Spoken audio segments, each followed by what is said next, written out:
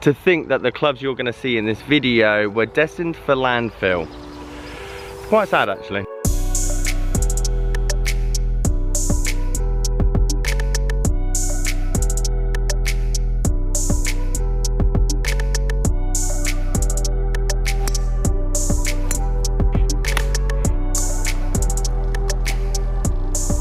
That is somewhat upsetting. Guys, how you doing? Welcome back to a brand new video. It's Simon down here in Calm. Very similar to the place where I picked up that amazing Augusta Masters anniversary, 50th anniversary Golden Bear bag, which I'll show you a few clips now if you hadn't seen it. We're gonna go pick up some left-handed Ping G15 woods, a few other bits and bobs, two lovely looking ping putters as well, and irons. So £150, I'll show you the listing here. Left-handed, so it'd be a good opportunity to go on the golf course, show you my left-handed swing, as I have been working on it, so obviously give you guys some kind of update, and then just show you this deal. And as I said, the older ping clubs seem to get, the more expensive, especially the putters, and they're just classic, and a good ping putter is as good as anything out there really, if you get it on the right shaft and length and lie and you name it. If you like this video, please leave it a like, subscribe if you are new. Let's go and pick them up. Right, I'll give you a quick little sneak peek before I get these back to the golf club, but I have to tell you what Luke does for a living, and it's very similar to what I do.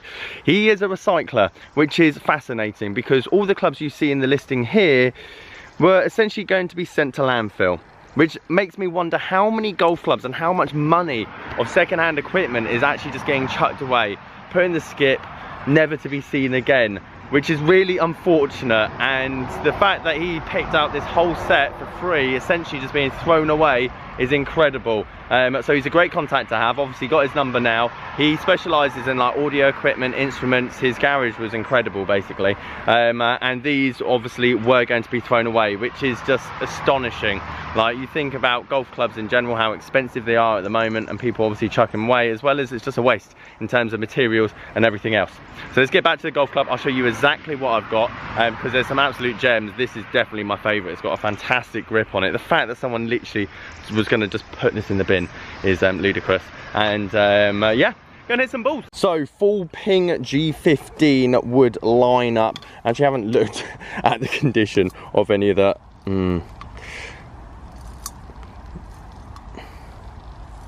That is somewhat upsetting. I imagine the only way I'm going to find out exactly what is in that, whether that's actually, it just sounds like a bit of glue to be fair. I'm actually going to have to take the grip off and then see what is exactly come out of the head. So not the best start, but the head definitely looks intact. Very rarely is it actually inside the hosel of the head that's actually broken. Normally it's like grip tape or a bit of rubber or something left over in the shaft that you just hear rattling. For £150 for the lot, I still can't complain. Again, 3-wood, 5-wood combination.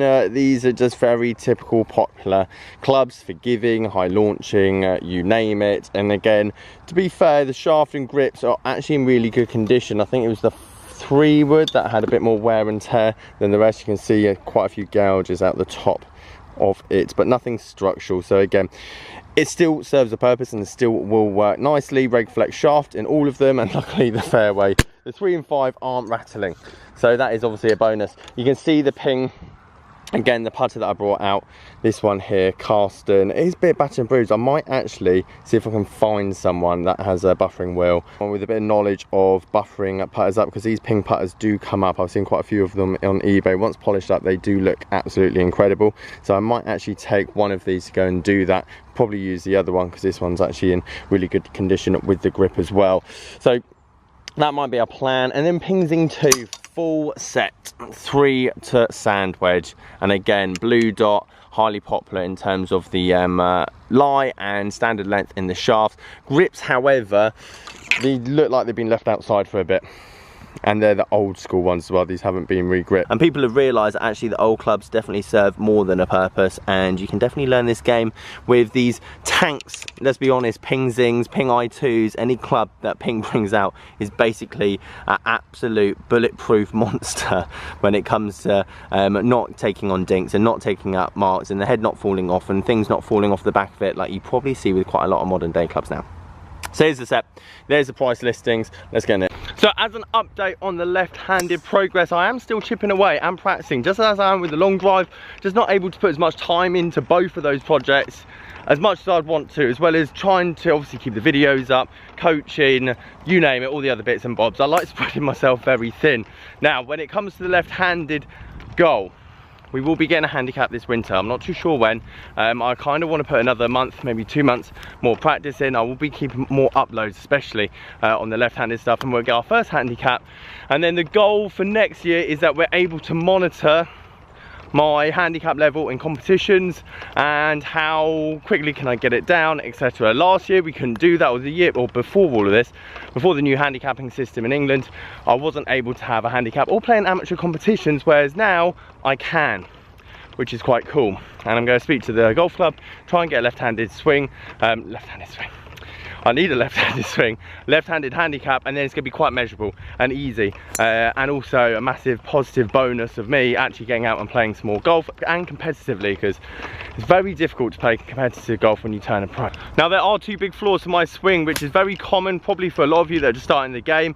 One is swing path coming heavily over the top, hence why I hit very low fades when I hit it back on target, or I have this big slice, push slice out to the left-hand side.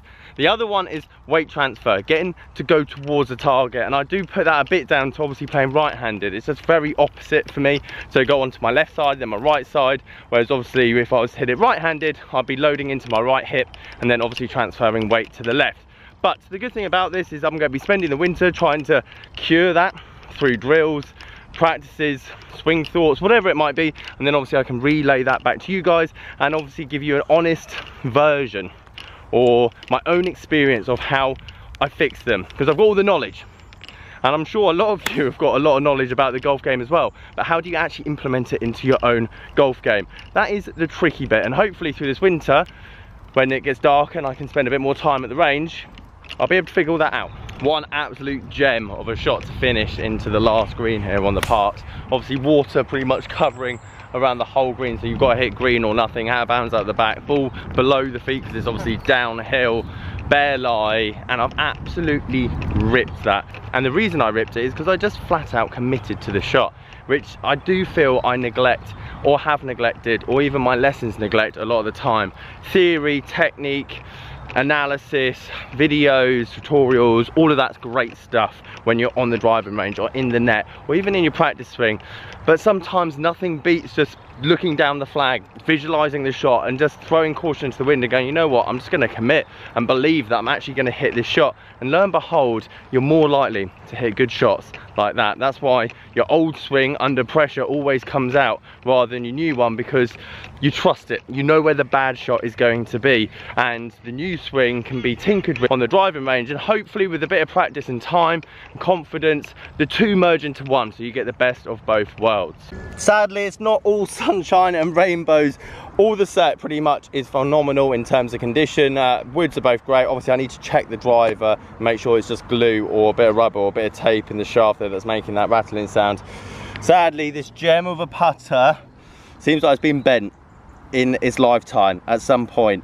That's how much loft it's currently got, and obviously if you watch my hands, to get it to basically be neutral, or like let's say 1-2 degrees loft, we're probably about there, which unfortunately isn't really usable. Or well, it is usable, but I'll be struggling to obviously sell that and get it across how forward pressing that putter is. I know that obviously back in there, obviously forward pressing with a putter very much looked up to, but that's probably a bit excessive. I mean, that's basically by my right pocket, which is a shame because it's a really nice looking putter and actually feels really good off the face. So I might be able to get it bent. I might find a pro locally that has a putter bending machine. Obviously I can try and sort out the lie and loft, but bit of a shame. Still a good looking putt though. Cheeky par to finish off, really happy with that. It's actually been a while, I've been hitting balls, but it's been a while since I've actually been out on the golf course playing left-handed.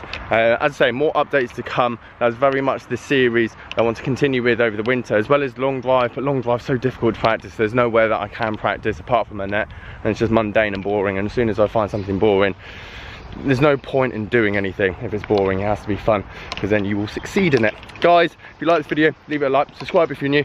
Catch you in a bit. Morning Tom, hope you're doing well. Good afternoon mate, well done on the lesson. And evening Alan, not a problem at all. And testing the G30s and the afternoon gents, on my way to the lock-up. Go pick up the Mura Iron.